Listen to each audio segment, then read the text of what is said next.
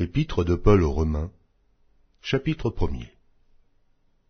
Paul, serviteur de Jésus-Christ, appelé à être apôtre, mis à part pour annoncer l'évangile de Dieu, qui avait été promis auparavant de la part de Dieu par ses prophètes dans les Saintes Écritures, et qui concerne son Fils, né de la postérité de David selon la chair, et déclaré Fils de Dieu avec puissance, selon l'Esprit de sainteté, par sa résurrection d'entre les morts.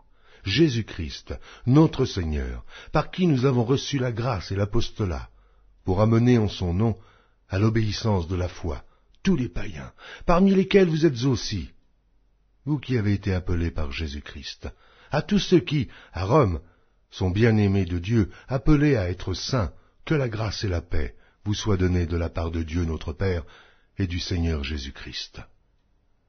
Je rends d'abord grâce à mon Dieu par Jésus-Christ au sujet de vous tous, de ce que votre foi est renommée dans le monde entier. Dieu, que je sers en mon esprit dans l'évangile de son Fils, m'est témoin que je fais sans cesse mention de vous, demandant continuellement dans mes prières d'avoir enfin, par sa volonté, le bonheur d'aller vers vous. Car je désire vous voir, pour vous communiquer quelques dons spirituels, afin que vous soyez affermis, ou plutôt, afin que nous soyons encouragés ensemble au milieu de vous, par la foi qui nous est commune, à vous et à moi. Je ne veux pas vous laisser ignorer, frères, que j'ai souvent formé le projet d'aller vous voir, afin de recueillir quelques fruits parmi vous, comme parmi les autres nations. Mais j'en ai été empêché jusqu'ici. Je me dois aux Grecs et aux barbares, aux savants et aux ignorants. Ainsi j'ai un vif désir de vous annoncer aussi l'Évangile, à vous qui êtes à Rome. Car je n'ai point honte de l'Évangile.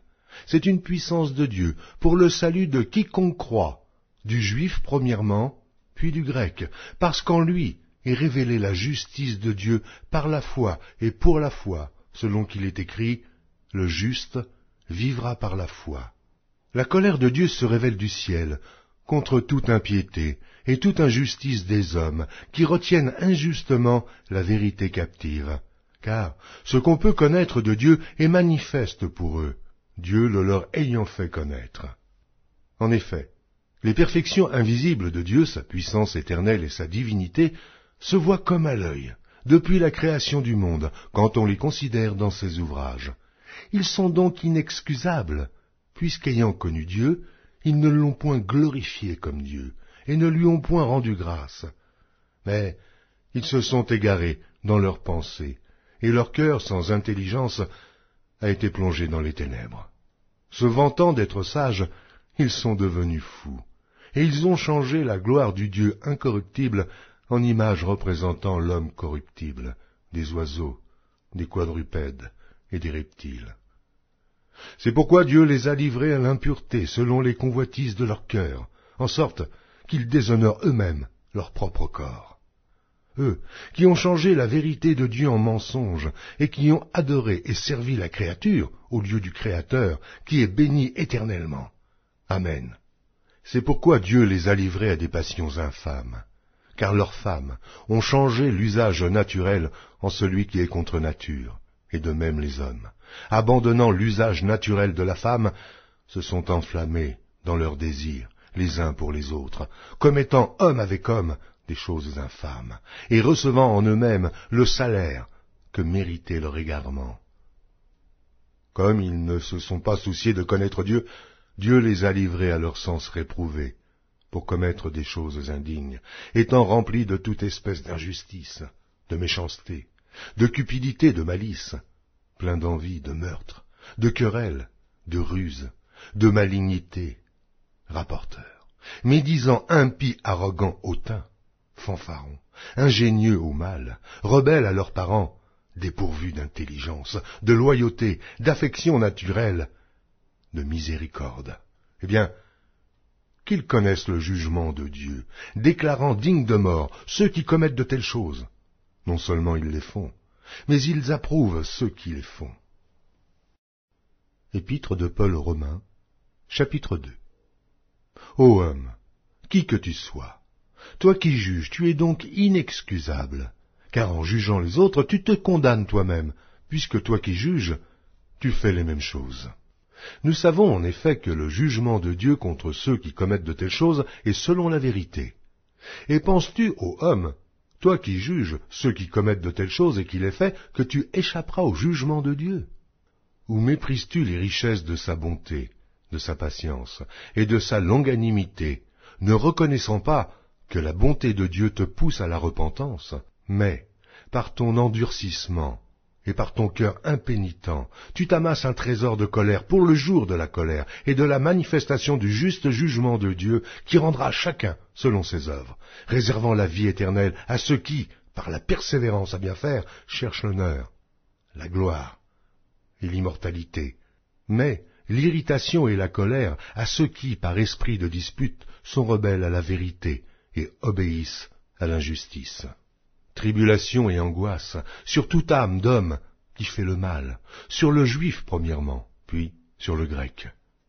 Gloire, honneur et paix pour quiconque fait le bien, pour le juif premièrement, puis pour le grec. Car devant Dieu, il n'y a point d'acception de personne. Tous ceux qui ont péché sans la loi périront aussi sans la loi, et tous ceux qui ont péché avec la loi seront jugés par la loi. Ce ne sont pas, en effet, ceux qui écoutent la loi qui sont justes devant Dieu, mais ce sont ceux qui la mettent en pratique qui seront justifiés. Quand les païens qui n'ont point la loi font naturellement ce que prescrit la loi, ils sont, eux, qui n'ont point la loi, une loi pour eux-mêmes. Ils montrent que l'œuvre de la loi est écrite dans leur cœur, leur conscience en rendant témoignage, et leurs pensées s'accusant ou se défendant tour à tour. Ce qui paraîtra au jour où, selon mon évangile, Dieu jugera par Jésus-Christ les actions secrètes des hommes. Toi qui te donnes le nom de juif, qui te repose sur la loi, qui te glorifie de Dieu, qui connais sa volonté, qui apprécie la différence des choses, étant instruit par la loi, toi, qui te flatte d'être le conducteur des aveugles, la lumière de ceux qui sont dans les ténèbres, le docteur des insensés, le maître des ignorants, parce que tu as dans la loi la règle de la science et de la vérité. Toi donc, qui enseignes les autres, tu ne t'enseignes pas toi-même. Toi qui prêches de ne pas dérober, tu dérobes. Toi qui dis de ne pas commettre d'adultère, tu commets l'adultère. Toi qui as en abomination les idoles, tu commets des sacrilèges. Toi qui te fais une gloire de la loi, tu déshonores Dieu par la transgression de la loi. Car le nom de Dieu est à cause de vous blasphémé parmi les païens, comme cela est écrit. La circoncision est utile si tu mets en pratique la loi, mais si tu transgresses la loi, ta circoncision devient incirconcision. Si donc l'incirconcis observe les ordonnances de la loi, son incirconcision ne sera-t-elle pas tenue pour circoncision? L'incirconcis de nature qui accomplit la loi ne te condamnera-t-il pas, toi, qui la transgresses, tout en ayant la lettre de la loi et la circoncision? Le juif n'est pas celui qui en a les dehors, et la circoncision, ce n'est pas celle qui est visible dans la chair. Mais le juif, c'est celui qui l'est intérieurement, et la circoncision, c'est celle du cœur, selon l'esprit, et non selon la lettre. La louange de ce juif ne vient pas des hommes, mais de Dieu. Épître de Paul aux Romains, chapitre 3. Quel est donc l'avantage des Juifs? Ou quelle est l'utilité de la circoncision? Il est grand de toute manière, et tout d'abord en ce que les oracles de Dieu leur ont été confiés. Et quoi? Si quelques-uns n'ont pas cru, leur incrédulité anéantira-t-elle la fidélité de Dieu? Loin de là. Que Dieu, au contraire, soit reconnu pour vrai, et tout homme pour menteur, selon qu'il est écrit, afin que tu sois trouvé juste dans tes paroles et que tu triomphes lorsqu'on te juge. Mais si notre injustice établit la justice de Dieu, que dirons-nous? Dieu est-il injuste quand il déchaîne sa colère? Je parle à la manière des hommes. Loin de là. Autrement, comment Dieu jugerait-il le monde? Et si par mon mensonge, la vérité de Dieu éclate davantage pour sa gloire, pourquoi suis-je moi-même encore jugé comme pécheur? Et pourquoi ne ferions-nous pas le mal, afin qu'il en arrive du bien, comme quelques-uns qui nous calomnient prétendent que nous le disons? La condamnation de ces gens est juste. Quoi donc? Sommes-nous plus excellents? Nullement. car nous avons déjà prouvé que tous, juifs et grecs, sont sous l'empire du péché, selon qu'il est écrit, il n'y a point de juste, pas même un seul. Nul n'est intelligent, nul ne cherche Dieu, tous sont égarés, tous sont pervertis. Il n'en est aucun qui fasse le bien, pas même un seul. Leur gosier est un sépulcre ouvert. Ils se servent de leur langue pour tromper. Ils ont sous leurs lèvres un venin d'aspic. Leur bouche est pleine de malédiction et d'amertume. Ils ont les pieds légers pour répandre le sang. La destruction et le malheur sont sur leur route. Ils ne connaissent pas le chemin de la paix. La crainte de Dieu n'est pas devant leurs yeux.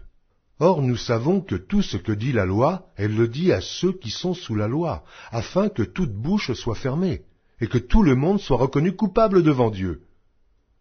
Car nul ne sera justifié devant lui par les œuvres de la loi, puisque c'est par la loi que vient la connaissance du péché. Mais maintenant, sans la loi est manifestée la justice de Dieu, à laquelle rendent témoignage la loi et les prophètes. Justice de Dieu par la foi en Jésus-Christ, pour tous ceux qui croient. Il n'y a point de distinction, car tous ont péché et sont privés de la gloire de Dieu. Et ils sont gratuitement justifiés par sa grâce, par le moyen de la rédemption qui est en Jésus-Christ. C'est lui que Dieu a destiné, par son sang, à être pour ceux qui croiraient victimes propitiatoires, afin de montrer sa justice. Parce qu'il avait laissé impunis les péchés commis auparavant, c'est lui que Dieu a destiné par son sang à être pour ceux qui croiraient victimes propitiatoires, afin de montrer sa justice. Parce qu'il avait laissé impunis les péchés commis auparavant, au temps de sa patience, afin, dis-je, de montrer sa justice dans le temps présent, de manière à être juste, tout en justifiant celui qui a la foi en Jésus. Où donc est le sujet de se glorifier? Il est exclu. Par quelle loi? Par la loi des œuvres? Non, mais par la loi de la foi. Car nous pensons que l'homme est justifié par la foi, sans les œuvres de la loi. Ou bien Dieu est-il seulement le Dieu des Juifs? Ne l'est-il pas aussi des païens? Oui, il l'est aussi des païens. Puisqu'il y a un seul Dieu, qui justifiera par la foi les circoncis et par la foi les incirconcis? Anéantissons-nous donc la loi par la foi? Loin de là. Au contraire, nous confirmons la loi. Épître de Paul aux Romains, chapitre 4. Que dirons-nous donc? Qu'Abraham, notre père, a obtenu selon la chair. Si Abraham a été justifié par les œuvres, il a sujet de se glorifier, mais non devant Dieu. Car que dit l'Écriture? Abraham crut à Dieu, et cela lui fut imputé à justice. Or, à celui qui fait une œuvre, le salaire est imputé, non comme une grâce, mais comme une chose due. Et à celui qui ne fait point d'œuvre, mais qui croit en celui qui justifie l'impie, sa foi lui est imputée à justice. De même, David exprime le bonheur de l'homme à qui Dieu impute la justice sans les œuvres. Heureux ceux dont les iniquités sont pardonnées et dont les péchés sont couverts. Heureux l'homme à qui le Seigneur n'impute pas son péché. Ce bonheur n'est-il que pour les circoncis, ou est-il également pour les incirconcis? Car nous disons que la foi fut imputée à justice à Abraham. Comment donc lui fut-elle imputée? Était-ce après ou avant sa circoncision? Il n'était pas encore circoncis, il était incirconcis. Et il reçut le signe de la circoncision comme sceau de la justice qu'il avait obtenue par la foi, quand il était incirconcis. Et il reçut le signe de la circoncision comme sceau de la justice, qu'il avait obtenu par la foi quand il était incirconcis, afin d'être le père de tous les incirconcis qui croient pour que la justice leur fût aussi imputée. Et le père des circoncis, qui ne sont pas seulement circoncis, mais encore qui marchent sur les traces de la foi de notre père Abraham quand il était incirconcis. En effet, ce n'est pas par la loi que l'héritage du monde a été promis à Abraham ou à sa postérité, c'est par la justice de la foi, car si les héritiers le sont par la loi est vaine, et la promesse est anéantie, parce que la loi produit la colère, et que là où il n'y a point de loi, il n'y a point non plus de transgression. C'est pourquoi les héritiers le sont par la foi, pour que ce soit par grâce, afin que la promesse soit assurée à toute la postérité, non seulement à celle qui est sous la loi, mais aussi à celle qui a la foi d'Abraham, notre Père à tous, selon qu'il est écrit « Je t'ai établi, Père d'un grand nombre de nations. Il est notre Père devant celui auquel il a cru. Dieu qui donne la vie aux morts et qui appelle les choses qui ne sont point comme si elles étaient. » Espérant contre toute espérance, il crut, en sorte qu'il devint père d'un grand nombre de nations, selon ce qui lui avait été dit, « Telle sera ta postérité. » Et, sans faiblir dans la foi, il ne considéra point que son corps était déjà usé, puisqu'il avait près de 100 ans, et que Sarah n'était plus en état d'avoir des enfants. Il ne douta point, par incrédulité au sujet de la promesse de Dieu, mais il fut fortifié par la foi, donnant gloire à Dieu, et ayant la pleine conviction que ce qu'il promet, il peut aussi l'accomplir. C'est pourquoi cela lui fut imputé à justice. Mais ce n'est pas à cause de lui seul qu'il est écrit que cela lui fut imputé. C'est encore à cause de nous, à qui cela sera imputé, à nous, qui croyons en celui qui a ressuscité des morts, Jésus notre Seigneur, lequel a été livré pour nos offenses, et est ressuscité pour notre justification. Épître de Paul aux Romains, chapitre 5. Étant donc justifiés par la foi, nous avons la paix avec Dieu par notre Seigneur Jésus-Christ, à qui nous devons d'avoir eu par la foi accès à cette grâce, dans laquelle nous demeurons fermes, et nous nous glorifions dans l'espérance de la gloire de Dieu. Bien plus, nous nous glorifions même des afflictions, sachant que l'affliction produit la persévérance la victoire dans l'épreuve, et cette victoire, l'espérance. Or l'espérance ne trompe point, parce que l'amour de Dieu est répandu dans nos cœurs par le Saint-Esprit qui nous a été donné. Car, lorsque nous étions encore sans force, Christ, au temps marqué, est mort pour des impies. À peine mourrait-on pour un juste, quelqu'un peut-être mourrait-il pour un homme de bien. Mais Dieu prouve son amour envers nous, en ce que, lorsque nous étions encore des pécheurs, Christ est mort pour nous. À plus forte raison donc, maintenant que nous sommes justifiés par son sang, serons-nous sauvés par lui de la colère. Car, si lorsque nous étions ennemis, nous avons été réconciliés avec Dieu par la mort de son Fils, à plus forte raison, étant réconciliés, serons-nous sauvés par sa vie. Et non seulement cela, mais encore nous nous glorifions en Dieu par notre Seigneur Jésus-Christ, par qui maintenant nous avons obtenu la réconciliation. C'est pourquoi, comme par un seul homme le péché est entré dans le monde, et par le péché la mort, et qu'ainsi la mort s'est étendue sur tous les hommes, parce que tous ont péché. Car jusqu'à la loi le péché était dans le monde.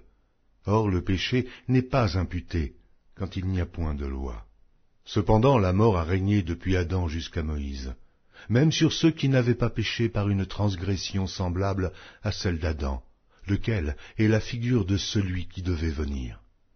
Mais il n'en est pas du don gratuit comme de l'offense, car si par l'offense d'un seul, il en est beaucoup qui sont morts, à plus forte raison, la grâce de Dieu et le don de la grâce venant d'un seul homme, Jésus-Christ, ont-ils été abondamment répandus sur beaucoup.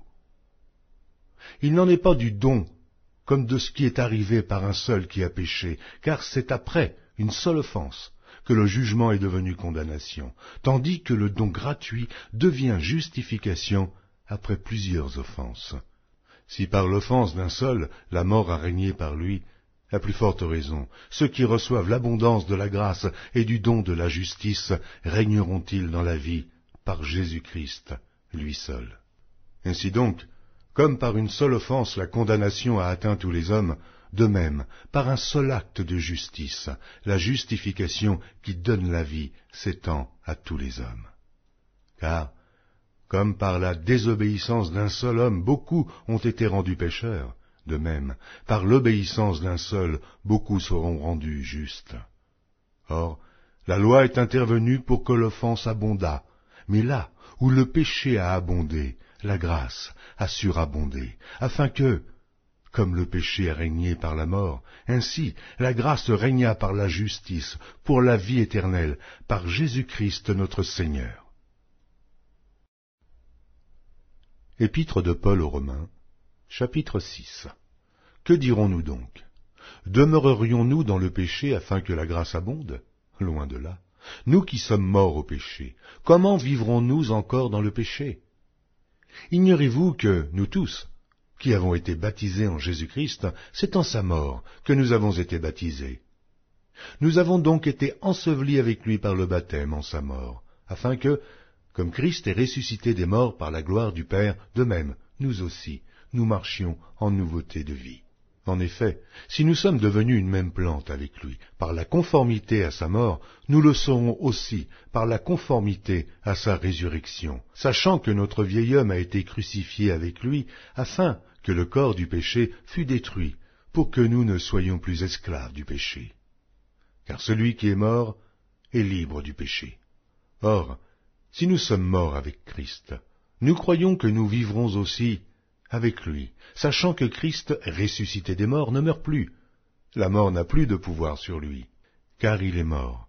Et c'est pour le péché qu'il est mort une fois pour toutes.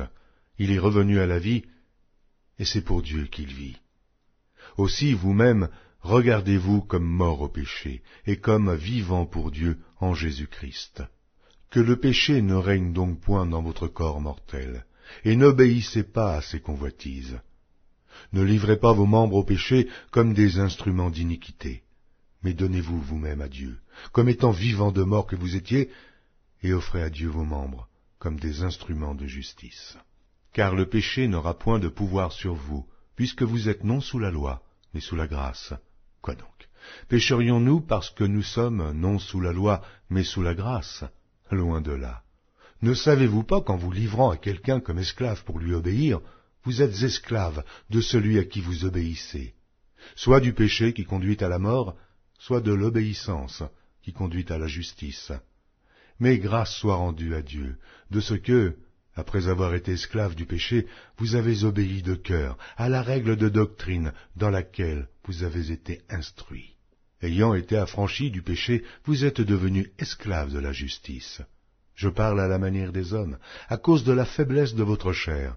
De même donc que vous avez livré vos membres comme esclaves à l'impureté et à l'iniquité pour arriver à l'iniquité, ainsi maintenant livrez vos membres comme esclaves à la justice pour arriver à la sainteté.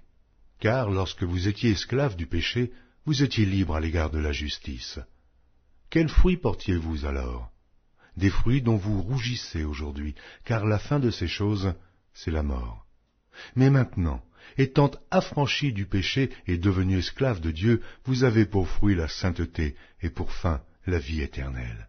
Car le salaire du péché, c'est la mort, mais le don gratuit de Dieu, c'est la vie éternelle en Jésus-Christ, notre Seigneur. Épître de Paul aux Romains, chapitre 7. Ignorez-vous, frères, car je parle à des gens qui connaissent la loi, que la loi exerce son pouvoir sur l'homme aussi longtemps qu'il vit. Ainsi, une femme mariée est liée par la loi à son mari tant qu'il est vivant. Mais si le mari meurt, elle est dégagée de la loi qui la liait à son mari. Si donc, du vivant de son mari, elle devient la femme d'un autre homme, elle sera appelée adultère. Mais si le mari meurt, elle est affranchie de la loi, de sorte qu'elle n'est point adultère en devenant la femme d'un autre. De même, mes frères, vous aussi, vous avez été par le corps de Christ mis à mort en ce qui concerne la loi, pour que vous apparteniez à un autre, à celui qui est ressuscité des morts, afin que nous portions des fruits pour Dieu. Car, lorsque nous étions dans la chair, les passions des péchés provoqués par la loi agissaient dans nos membres, de sorte que nous portions des fruits pour la mort. Mais maintenant, nous avons été dégagés de la loi, étant morts à cette loi sous laquelle nous étions retenus, de sorte que nous servons dans un esprit nouveau et non selon la lettre qui a vieilli. Que dirons-nous donc? La loi est-elle péché? Loin de là. Mais je n'ai connu le péché que par la loi. Car je n'aurais pas connu la convoitise si la loi n'eût dit « Tu ne convoiteras point ». Et le péché saisissant l'occasion produisit en moi, par le commandement, toutes sortes de convoitises, car sans loi, le péché est mort. Pour moi, étant autrefois sans loi, je vivais. Mais, quand le commandement vint, le péché reprit vie, et moi je mourus. Ainsi, le commandement qui conduit à la vie se trouva pour moi conduire à la mort, car le péché, saisissant l'occasion, me séduisit par le commandement, et par lui me fit mourir. La loi donc est sainte, et le commandement est saint, juste et bon. Ce qui est bon, a-t-il donc été pour moi une cause de mort? Loin de là, mais c'est le péché, afin qu'il se manifestât comme péché, en me donnant la mort, par ce qui est bon, et que, par le commandement, il devint condamnable au plus haut point. Nous savons en effet que la loi est spirituelle, mais moi, je suis charnel, vendu au péché. Car je ne sais pas ce que je fais. Je ne fais point ce que je veux, et je fais ce que je hais. Or, si je fais ce que je ne veux pas, je reconnais par là que la loi est bonne. Et maintenant, ce n'est plus moi qui le fais, mais c'est le péché qui habite en moi. Ce qui est bon, je le sais, n'habite pas en moi. C'est-à-dire dans ma chair, j'ai la volonté, mais non le pouvoir de faire le bien. Car je ne fais pas le bien que je veux, et je fais le mal que je ne veux pas. Et si je fais ce que je ne veux pas, ce n'est plus moi qui le fais, c'est le péché qui habite en moi. Je trouve donc en moi cette loi. Quand je veux faire le bien, le mal est attaché à moi. Car je prends plaisir à la loi de Dieu selon l'homme intérieur. Mais je vois dans mes membres une autre loi qui lutte contre la loi de mon entendement et qui me rend captif de la loi du péché qui est dans mes membres. Misérable que je suis, qui me délivrera du corps de cette mort? Grâce soit rendue à Dieu par Jésus-Christ notre Seigneur. Ainsi donc, moi-même, je suis par l'entendement esclave de la loi de Dieu, et je suis par la chair esclave de la loi du péché. Épître de Paul aux Romains, chapitre 8. Il y a donc maintenant aucune condamnation pour ceux qui sont en Jésus-Christ. En effet, la loi de l'esprit de vie en Jésus-Christ m'a affranchi de la loi du péché et de la mort. Car chose impossible à la loi, parce que la chair la rendait sans force, Dieu a condamné le péché dans la chair en envoyant, à cause du péché, son propre Fils dans une chair semblable à celle du péché. Et cela afin que la justice de la loi fût accomplie en nous qui marchons non selon la chair, mais selon l'esprit. Ceux, en effet, qui vivent selon la chair s'affectionnent aux choses de la chair, tandis que ceux qui vivent selon l'esprit s'affectionnent aux choses de l'esprit. Et l'affection de la chair, c'est la mort, tandis que l'affection de l'esprit, c'est la vie et la paix. Car l'affection de la chair est inimitié contre Dieu, parce qu'elle ne se soumet pas à la loi de Dieu, et qu'elle ne le peut même pas. Or, ceux qui vivent selon la chair ne sauraient plaire à Dieu. Pour vous qui ne vivez pas selon la chair, mais selon l'esprit, si du moins l'esprit de Dieu habite en vous. Si quelqu'un n'a pas l'esprit de Christ, il ne lui appartient pas. Et si Christ est en vous, le corps, il est vrai, est mort à cause du péché, mais l'esprit est vie à cause de la justice. Et si l'esprit de celui qui a ressuscité Jésus d'entre les morts habite en vous, celui qui a ressuscité Christ d'entre les morts rendra aussi la vie à vos corps mortels par son esprit qui habite en vous. Ainsi donc, frères, nous ne sommes point redevables à la chair pour vivre selon la chair. Si vous vivez selon la chair, vous mourrez. Mais si par l'esprit vous faites mourir les actions du corps, vous vivrez, car tous ceux qui sont conduits par l'Esprit de Dieu sont fils de Dieu. Et vous n'avez point reçu un esprit de servitude, pour être encore dans la crainte, mais vous avez reçu un esprit d'adoption, par lequel nous crions « Abba, Père ». L'Esprit lui-même rend témoignage à notre esprit que nous sommes enfants de Dieu.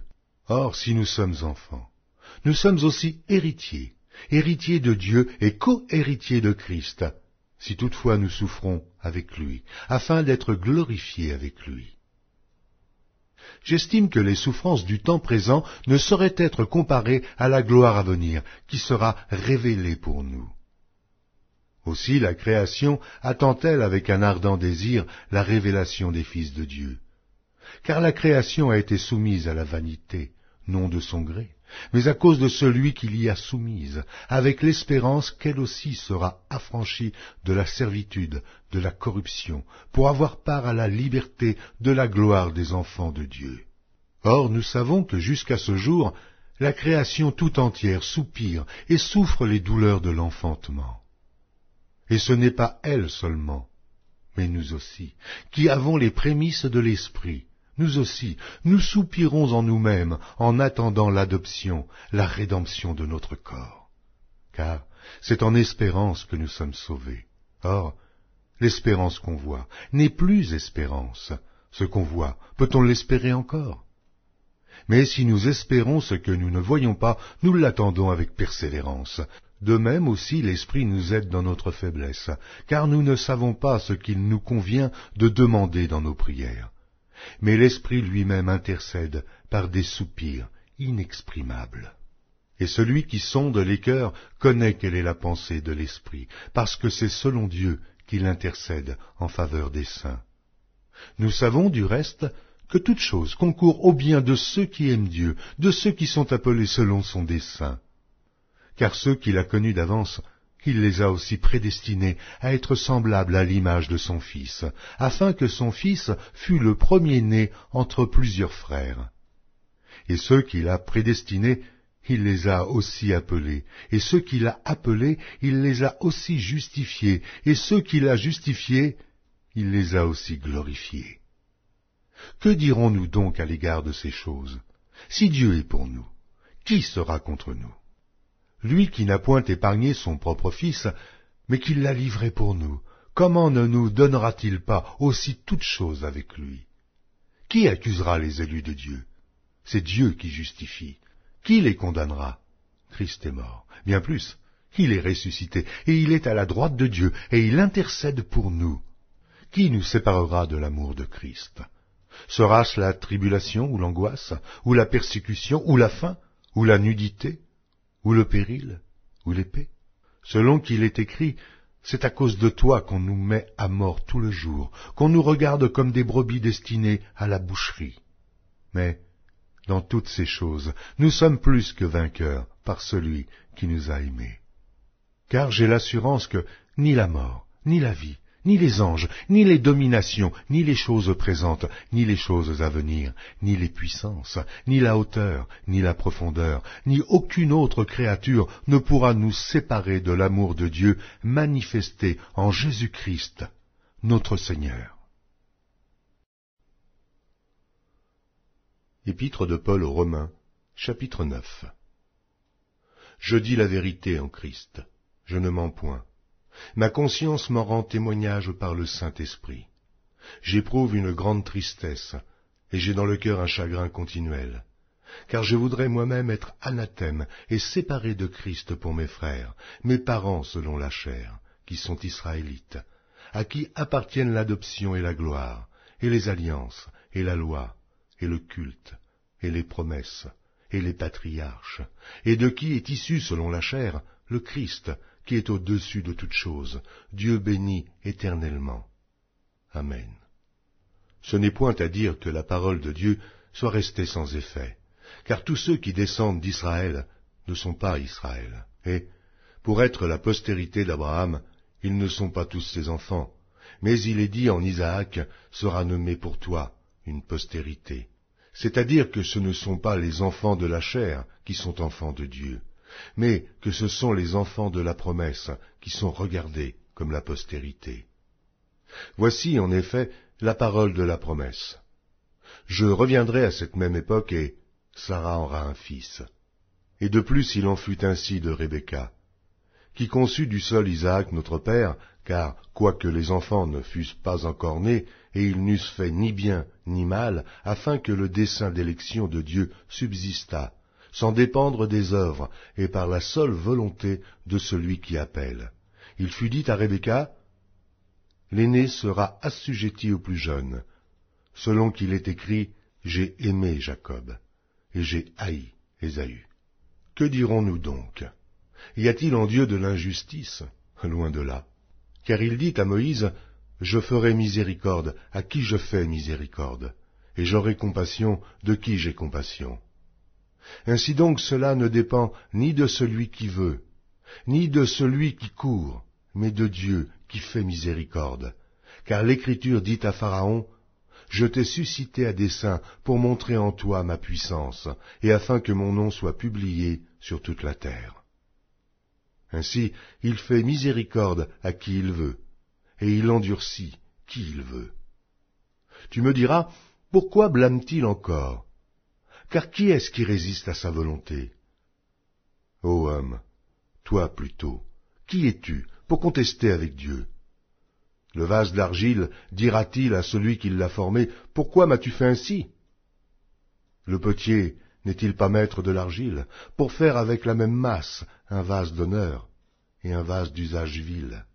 Et que dire si Dieu, voulant montrer sa colère et faire connaître sa puissance, a supporté avec une grande patience des vases de colère formés pour la perdition, et s'il a voulu faire connaître la richesse de sa gloire envers des vases de miséricorde qu'il a d'avance préparés pour la gloire? Ainsi nous a-t-il appelés non seulement d'entre les Juifs, mais encore d'entre les païens, selon qu'il le dit dans Osée, « J'appellerai mon peuple celui qui n'était pas mon peuple, et bien-aimée celle qui n'était pas la bien-aimée. » Et là où on leur disait « Vous n'êtes pas mon peuple », ils seront appelés fils du Dieu vivant.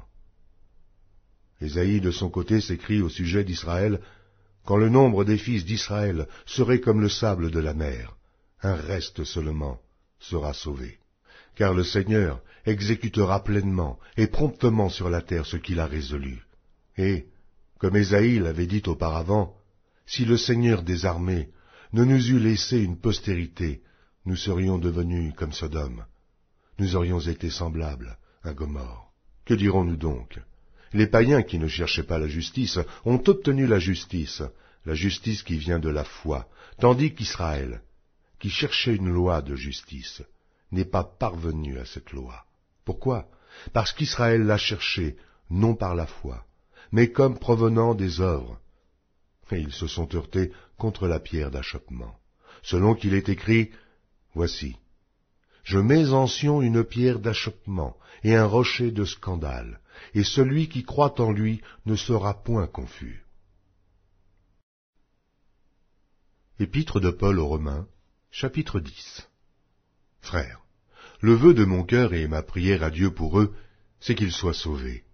Je leur rends le témoignage qu'ils ont du zèle pour Dieu, mais sans intelligence, ne connaissant pas la justice de Dieu et cherchant à établir leur propre justice.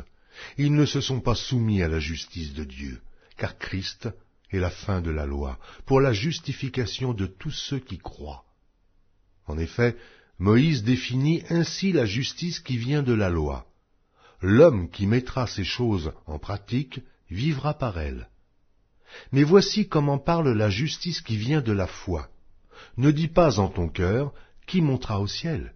C'est en faire descendre Christ. Ou, qui descendra dans l'abîme? C'est faire remonter Christ d'entre les morts. Que dit-elle donc? La parole est près de toi, dans ta bouche et dans ton cœur. Or, c'est la parole de la foi que nous prêchons.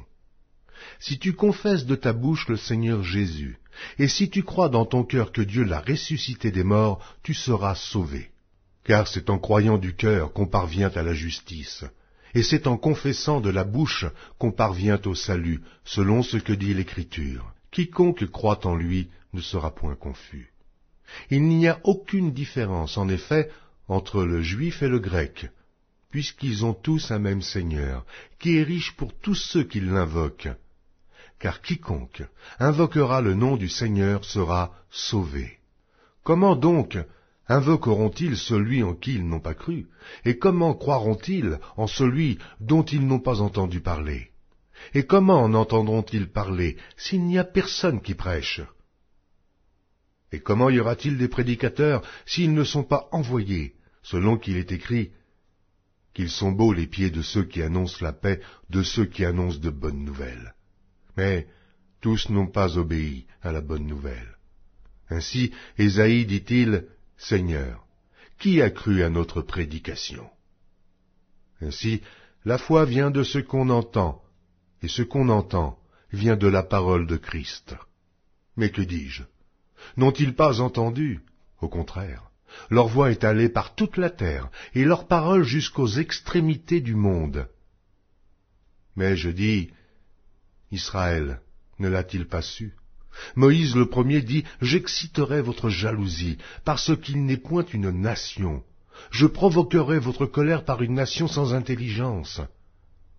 Et Isaïe pousse la hardiesse jusqu'à dire, j'ai été trouvé par ceux qui ne me cherchaient pas. Je me suis manifesté à ceux qui ne me demandaient pas. Mais au sujet d'Israël, il dit, j'ai tendu mes mains tout le jour vers un peuple rebelle et contredisant. Épître de Paul aux Romains, chapitre 11. Je dis donc, Dieu a-t-il rejeté son peuple? Loin de là. Car moi aussi je suis israélite, de la postérité d'Abraham, de la tribu de Benjamin. Dieu n'a point rejeté son peuple qu'il a connu d'avance.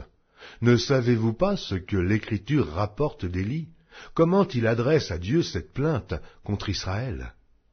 Seigneur, ils ont tué tes prophètes, ils ont renversé tes autels. Je suis resté moi seul, et ils cherchent à m'ôter la vie. Mais quelle réponse Dieu lui fait-il? Je me suis réservé 7000 hommes, qui n'ont point fléchi le genou devant Baal. De même, aussi dans le temps présent, il y a un reste, selon l'élection de la grâce. Or, si c'est par grâce, ce n'est plus par les œuvres, autrement la grâce n'est plus une grâce. Et si c'est par les œuvres, ce n'est plus une grâce, autrement l'œuvre n'est plus une œuvre. Quoi donc? Ce qu'Israël cherche, il ne l'a pas obtenu, mais l'élection l'a obtenu, tandis que les autres ont été endurcis, selon qu'il est écrit, Dieu leur a donné un esprit d'assoupissement, des yeux pour ne point voir, et des oreilles pour ne point entendre, jusqu'à ce jour. Et David dit, que leur table soit pour eux un piège, un filet, une occasion de chute et une rétribution.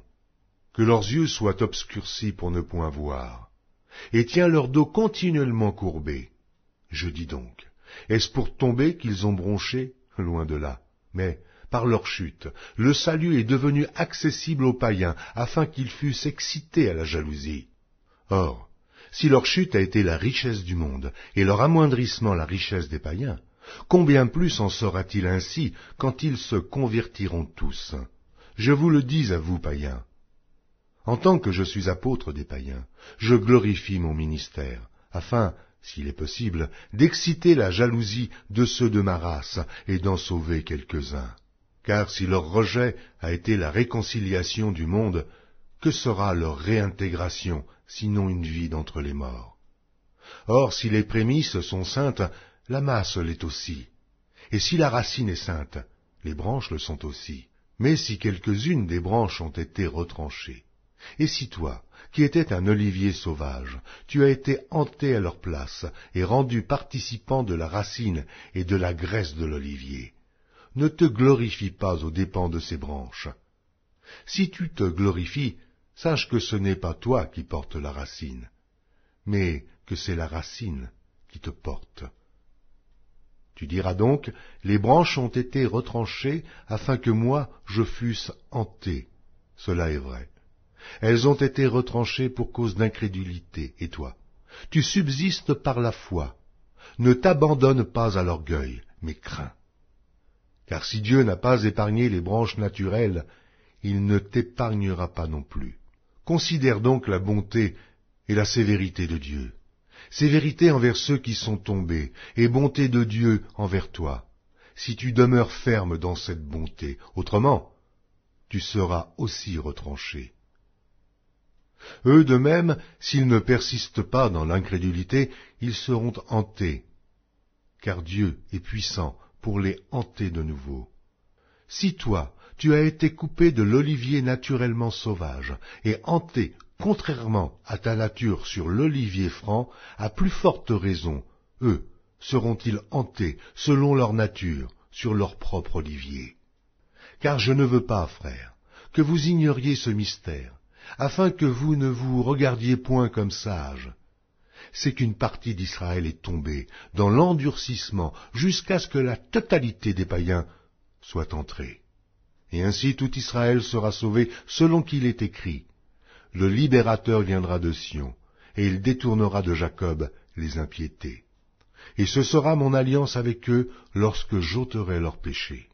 En ce qui concerne l'Évangile, ils sont ennemis à cause de vous.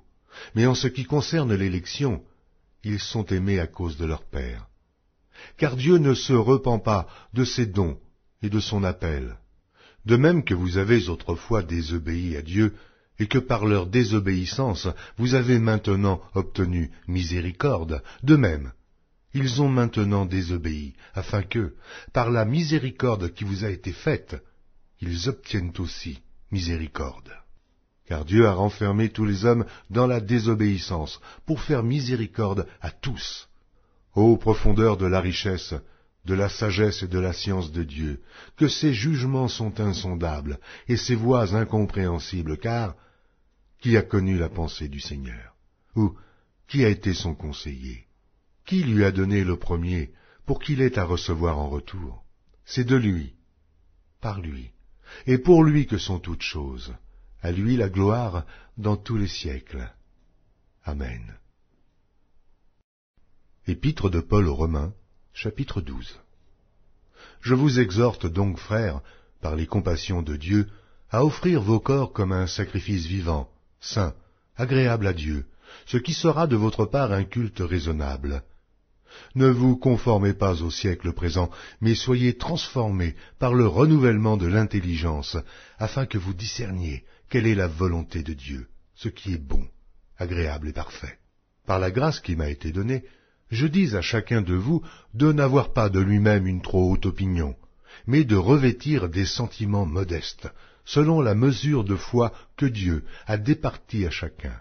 Car, comme nous avons plusieurs membres dans un seul corps, et que tous les membres n'ont pas la même fonction, ainsi, nous qui sommes plusieurs, nous formons un seul corps en Christ, et nous sommes tous membres les uns des autres. Puisque nous avons des dons différents, selon la grâce qui nous a été accordée, que celui qui a le don de prophétie l'exerce selon l'analogie de la foi, que celui qui est appelé au ministère s'attache à son ministère, et que celui qui enseigne s'attache à son enseignement, et celui qui exhorte à l'exhortation, que celui qui donne le fasse avec libéralité, que celui qui préside le fasse avec zèle, que celui qui pratique la miséricorde le fasse avec joie, que la charité soit sans hypocrisie, ayez le mal en horreur, attachez-vous fortement au bien.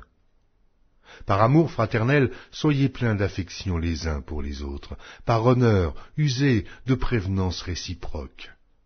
Ayez du zèle et non de la paresse, soyez fervents d'esprit, servez le Seigneur. Réjouissez-vous en espérance, soyez patients dans l'affliction, persévérez dans la prière. Pourvoyez aux besoins des saints, exercez l'hospitalité.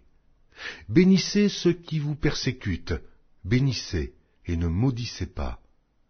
Réjouissez-vous avec ceux qui se réjouissent, pleurez avec ceux qui pleurent. Ayez les mêmes sentiments les uns envers les autres, n'aspirez pas à ce qui est élevé, mais laissez-vous attirer par ce qui est humble. Ne soyez point sages à vos propres yeux. Ne rendez à personne le mal pour le mal. Recherchez ce qui est bien devant tous les hommes. S'il est possible, autant que cela dépend de vous, soyez en paix avec tous les hommes. Ne vous vengez point vous-même, bien-aimés, mais laissez agir la colère, car il est écrit, « À moi la vengeance, à moi la rétribution, dit le Seigneur. » Mais si ton ennemi a faim, donne-lui à manger. S'il a soif, donne-lui à boire, car en agissant ainsi, ce sont des charbons ardents que tu amasseras sur sa tête. Ne te laisse pas vaincre par le mal, mais surmonte le mal par le bien. Épître de Paul aux Romains, chapitre 13. Que toute personne soit soumise aux autorités supérieures, car il n'y a point d'autorité qui ne vienne de Dieu, et les autorités qui existent ont été instituées de Dieu. C'est pourquoi celui qui s'oppose à l'autorité résiste à l'ordre que Dieu a établi, et ceux qui résistent attireront une condamnation sur eux-mêmes. Ce n'est pas pour une bonne action, C'est pour une mauvaise que les magistrats sont à redouter. Veux-tu ne pas craindre l'autorité, fais le bien, et tu auras son approbation. Le magistrat est serviteur de Dieu pour ton bien. Mais si tu fais le mal, crains, car ce n'est pas en vain qu'il porte l'épée, étant serviteur de Dieu pour exercer la vengeance et punir celui qui fait le mal. Il est donc nécessaire d'être soumis, non seulement par crainte de la punition, mais encore par motif de conscience.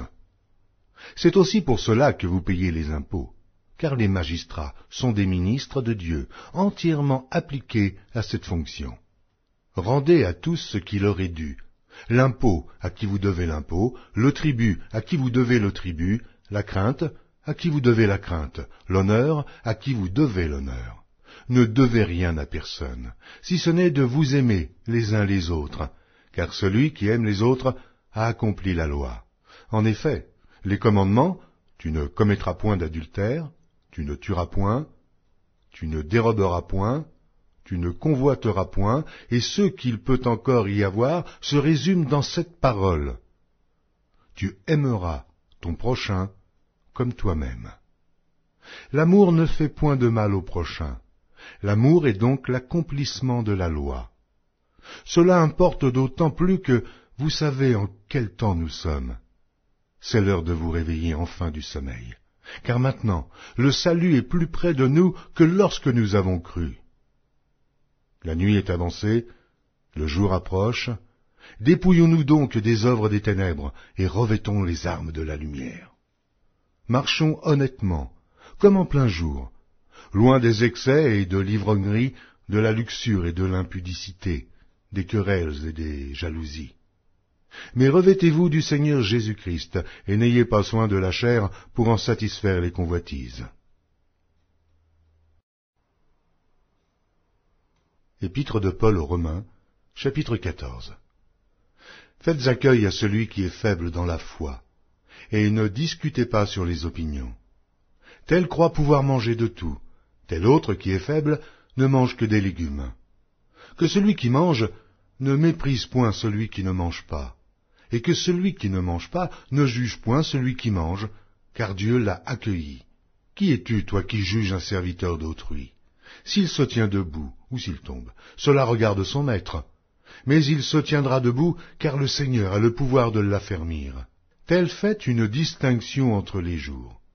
Tel autre les estime tous égaux. Que chacun ait en son esprit une pleine conviction. Celui qui distingue entre les jours agit ainsi pour le Seigneur. Celui qui mange, c'est pour le Seigneur qu'il mange, car il rend grâce à Dieu. Celui qui ne mange pas, c'est pour le Seigneur qu'il ne mange pas, et il rend grâce à Dieu. En effet, nul de nous ne vit pour lui-même, et nul ne meurt pour lui-même. Car si nous vivons pour le Seigneur. Et si nous mourrons pour le Seigneur. Soit donc que nous vivions, soit que nous mourions, nous sommes au Seigneur. Car Christ est mort, et il a vécu, afin de dominer sur les morts et sur les vivants. Mais toi, pourquoi juges-tu ton frère? Ou toi, pourquoi méprises-tu ton frère, puisque nous comparaîtrons tous devant le tribunal de Dieu?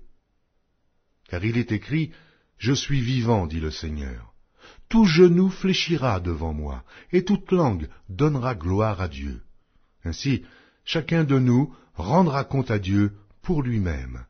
Ne nous jugeons donc plus les uns les autres, mais pensez plutôt à ne rien faire, qui soit pour votre frère une pierre d'achoppement ou une occasion de chute.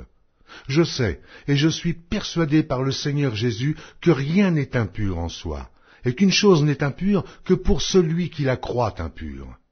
Mais si pour un aliment ton frère est attristé, tu ne marches plus selon l'amour. Ne cause pas par ton aliment la perte de celui pour lequel Christ est mort. Que votre privilège ne soit pas un sujet de calomnie. Car le royaume de Dieu, ce n'est pas le manger et le boire, mais la justice et la paix et la joie par le Saint-Esprit. Celui qui sert Christ de cette manière est agréable à Dieu et approuvé des hommes. Ainsi donc, recherchons ce qui contribue à la paix et à l'édification mutuelle. Pour un aliment, ne détruis pas l'œuvre de Dieu. À la vérité, toutes choses sont pures, mais il est mal à l'homme, quand il mange, de devenir une pierre d'achoppement. Il est bien de ne pas manger de viande, de ne pas boire de vin, et de s'abstenir de ce qui peut être pour ton frère une occasion de chute, de scandale ou de faiblesse. Cette foi que tu as, garde-la pour toi devant Dieu. Heureux celui qui ne se condamne pas lui-même dans ce qu'il approuve. Mais celui qui a des doutes au sujet de ce qu'il mange est condamné, parce qu'il n'agit pas par conviction. Tout ce qui n'est pas le produit d'une conviction est péché. Épître de Paul aux Romains, chapitre 15. Nous qui sommes forts, nous devons supporter les faiblesses de ceux qui ne le sont pas, et ne pas nous complaire en nous-mêmes. Que chacun de nous complaise au prochain pour ce qui est bien en vue de l'édification. Car Christ ne s'est point complu en lui-même, mais, selon qu'il est écrit, les outrages de ceux qui t'insultent sont tombés sur moi. Or, tout ce qui a été écrit d'avance l'a été pour notre instruction, afin que, par la patience et par la consolation que donnent les Écritures, nous possédions l'espérance. Que le Dieu de la persévérance et de la consolation vous donne d'avoir les mêmes sentiments, les uns envers les autres, selon Jésus-Christ, afin que tous ensemble, d'une seule bouche, vous glorifiez le Dieu et Père de notre Seigneur Jésus-Christ. Accueillez-vous donc les uns les autres, comme Christ vous a accueillis, pour la gloire de Dieu. Je dis en effet que Christ a été serviteur des circoncis, pour prouver la véracité de Dieu en confirmant les promesses faites aux pères, tandis que les païens glorifient Dieu à cause de sa miséricorde, selon qu'il est écrit « C'est pourquoi je te louerai parmi les nations, et je chanterai à la gloire de ton nom. » Il est dit encore « Nations, réjouissez-vous avec son peuple. » Et encore « Louez le Seigneur, vous toutes les nations. Célébrez-le, vous tous les peuples. » Ésaïe dit aussi « Il sortira d'Isaïe un rejeton, qui se lèvera pour régner sur les nations espéreront en lui. » Que le Dieu de l'espérance vous remplisse de toute joie et de toute paix dans la foi, pour que vous abondiez en espérance, par la puissance du Saint-Esprit.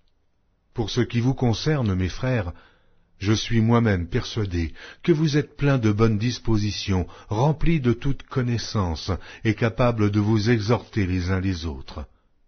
Cependant, à certains égards, je vous ai écrit avec une sorte de hardiesse, comme pour réveiller vos souvenirs, à cause de la grâce que Dieu m'a faite, d'être ministre de Jésus-Christ parmi les païens, m'acquittant du divin service de l'évangile de Dieu, afin que les païens lui soient une offrande agréable, étant sanctifiés par l'Esprit Saint. J'ai donc sujet de me glorifier en Jésus-Christ, pour ce qui regarde les choses de Dieu, car je n'oserais mentionner aucune chose que Christ n'ait pas faite par moi, pour amener les païens à l'obéissance par la parole et par les actes, par la puissance des miracles et des prodiges, par la puissance de l'Esprit de Dieu, en sorte que, depuis Jérusalem et les pays voisins jusqu'en Illyrie, j'ai abondamment répandu l'évangile de Christ. Et je me suis fait honneur d'annoncer l'évangile là où Christ n'avait point été nommé, afin de ne pas bâtir sur le fondement d'autrui, selon qu'il est écrit « Ceux à qui il n'avait point été annoncé verront, et ceux qui n'en avaient point entendu parler comprendront. » C'est ce qui m'a souvent empêché d'aller vers vous, mais maintenant, n'ayant plus rien qui me retienne dans ces contrées, et ayant depuis plusieurs années le désir d'aller vers vous, j'espère vous voir, en passant quand je me rendrai en Espagne, et y être accompagné par vous, après que j'aurai satisfait en partie mon désir de me trouver chez vous. Présentement, je vais à Jérusalem pour le service des saints, car la Macédoine et l'Achaïe ont bien voulu s'imposer une contribution en faveur des pauvres parmi les saints de Jérusalem. Elles l'ont bien voulu, et elles le leur devaient, car si les païens ont eu part à leurs avantages spirituels, ils doivent aussi les assister dans les choses temporelles. Dès que j'aurai terminé cette affaire et que je leur aurai remis ces dons, je partirai pour l'Espagne et passerai chez vous. Je sais qu'en allant vers vous, c'est avec une pleine bénédiction de Christ que j'irai.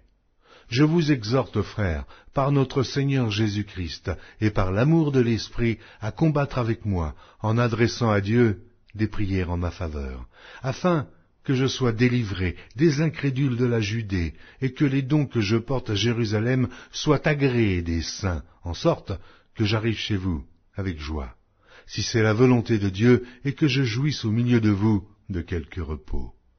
Que le Dieu de paix soit avec vous tous. Amen. Épître de Paul aux Romains, chapitre 16.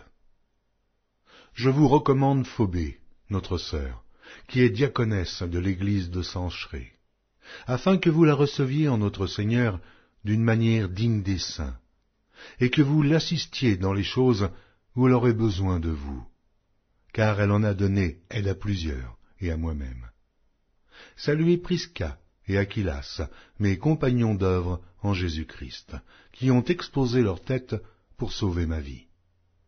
Ce n'est pas moi seul qui leur rends grâce, ce sont encore toutes les églises des païens. Saluez aussi l'église qui est dans leur maison. Saluez Phaïnette, mon bien-aimé, qui a été pour Christ les prémices de l'Asie. Saluez Marie, qui a pris beaucoup de peine pour vous.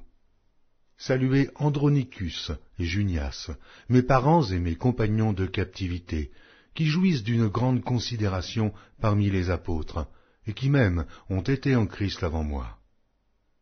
Saluez Amplias, mon bien-aimé dans le Seigneur. Saluez Urbain, notre compagnon d'œuvre en Christ, et Stachys, mon bien-aimé. Saluez Apelles, qui est éprouvé en Christ. Saluez ceux de la maison d'Aristobule. Saluez Hérodion, mon parent. Saluez ceux de la maison de Narcisse, qui sont dans le Seigneur. Saluez Tryphène et Tryphose, qui travaillent pour le Seigneur. Saluez Perside, la bien-aimée, qui a beaucoup travaillé pour le Seigneur. Saluez Rufus, l'élu du Seigneur, et sa mère, qui est aussi la mienne. Saluez à Syncrite, Phlégon, Hermès, Patrobas, Hermas, et les frères qui sont avec eux. Saluez Philologue, et Julie, Nérée et sa sœur, et Olympe, et tous les saints qui sont avec eux. Saluez-vous les uns les autres d'un saint baiser. Toutes les églises de Christ vous saluent. Je vous exhorte, frères, à prendre garde à ceux qui causent des divisions et des scandales, au préjudice de l'enseignement que vous avez reçu. Éloignez-vous d'eux, car de tels hommes ne servent point Christ notre Seigneur, mais leur propre ventre, et, par des paroles douces et flatteuses, ils séduisent les cœurs des simples. Pour vous, votre obéissance est connue de tous, et je me réjouis donc à votre sujet, et je désire que vous soyez sages en ce qui concerne le bien, et purs en ce qui concerne le mal. Le Dieu de paix écrasera bientôt Satan sous vos pieds. Que la grâce de notre Seigneur Jésus-Christ soit avec vous. Timothée, mon compagnon d'œuvre, vous salue, ainsi que Lucius, Jason et Zosipater, mes parents. Je vous salue dans le Seigneur, moi, Tertius, qui ai écrit cette lettre. Gaius, mon hôte, et celui de toute l'Église vous salue. Éraste, le trésorier de la ville, vous salue, ainsi que le frère Quartus. Que la grâce de notre Seigneur Jésus-Christ soit avec vous tous. Amen. À celui qui peut vous affermir selon mon évangile et la prédication de Jésus-Christ, conformément à la révélation du mystère caché pendant des siècles, mais manifesté maintenant par les écrits des prophètes, d'après l'ordre du Dieu éternel, et porté à la connaissance de toutes les nations, afin qu'elles obéissent à la foi. À Dieu, seul sage, soit la gloire, au siècle des siècles, par Jésus-Christ. Amen.